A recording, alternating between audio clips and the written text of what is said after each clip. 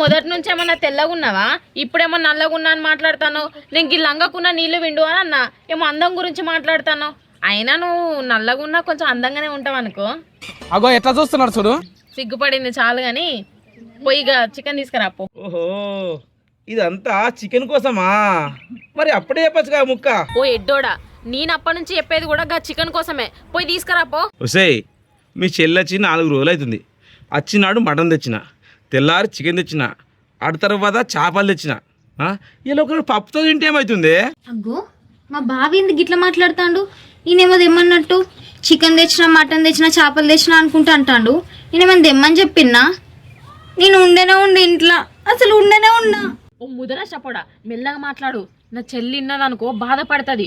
అది గనక బాధపడి ఇంట్లోకెళ్ళి వేయింది అనుకో బిడ్డ, నీపు సాపి ఎత్తా, గుర్తుపెట్టుకో.